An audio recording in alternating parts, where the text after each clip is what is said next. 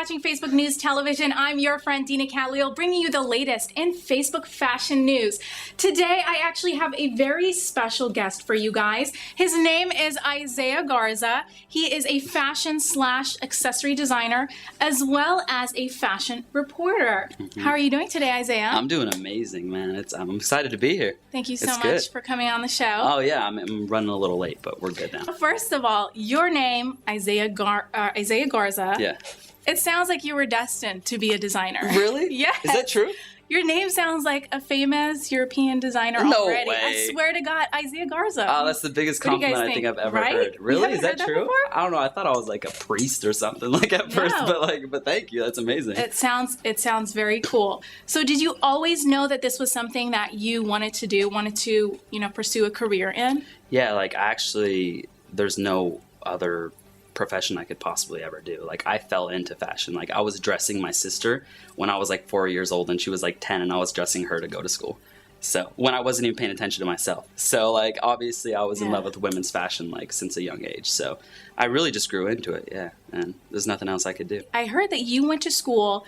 You went to school at FITM, right? The Fashion Institute of Design Merchandising. Yes, I did. You went to school for the business side of design, right? Yeah. So is it safe to say that you're a self-taught designer? Yes, it is safe to say. Okay. I got a scholarship for fashion design after I graduated from the marketing degree at FITM. And unfortunately, I only did one quarter there, and I actually did two classes. I did one sewing class and a sketching class. That's the only design schooling I've ever had in my entire life. But I sewed couture gowns for celebrities, and I do accessories. And I don't know, design was just, I fell into it, like I said. So, yeah, I never had any schooling for it. What are some of your top accomplishments? Oh, man.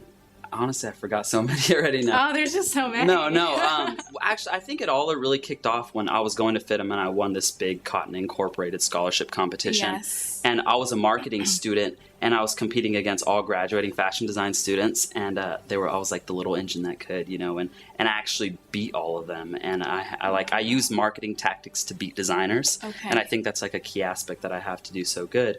But and then I got featured in Bellamore magazine right after that. Which was really big for me. It was an international publication. It was sold in like 24 other countries. So it was like a really big deal to me. And then like I started gaining this momentum and I was like, man, I might be onto something. I might be actually doing pretty good. And then I did a gown for the Grammys, and that was for Trey of Green Day. I did it for his girlfriend. And then right after that, I did a gown for the Oscars for Miss Alaska, which was really great. And then I just started getting hired with all these companies, and I just got everywhere, and it was really awesome. As far as your designs go, do you design based on your own taste, or do you kind of just follow trends and make it your own?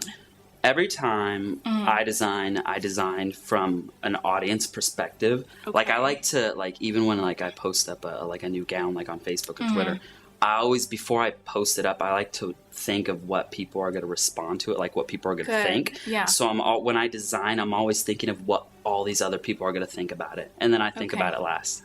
No joke. Like, seriously, when I design, it's all in my head. I don't sketch a lot, to be honest with you. I think of it in my head, and I'll do a quick, sketch really quick, and then I'm just so good with the fabrications, and I love draping. And I just like to think of what people are going to think of, how it's going to look. And that's really what I do, honestly. So I mix, leather with chains, with silks and velvet. I'm trying to mix a lot of stuff together, and I'm trying to do soft with hard. So a lot of the pieces look really hard, and then you'll see there'll be a flower piece put into it. And one of the pieces I actually burnt the flower up and cut it all up just to make it a little bit grungier. But it's kind of like a return to grunge, but trying to be high fashioned with it. Naughty but nice. Show us your first piece. Okay, let's do it.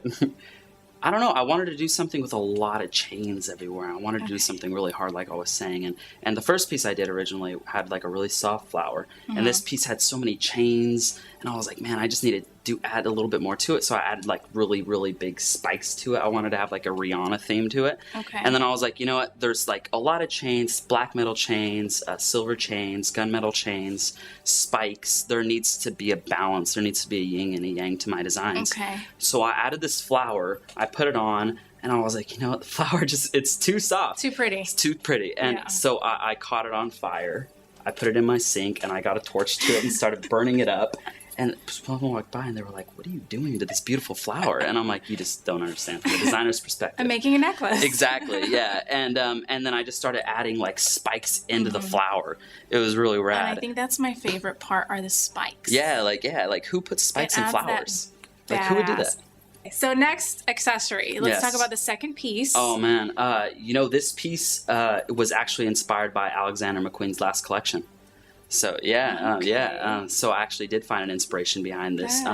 He used a lot of like old Victorian colors to the collection. He had like golds and reds. Yeah, exactly. The golds and the reds and the blacks and the leathers and the really hard like pleating look.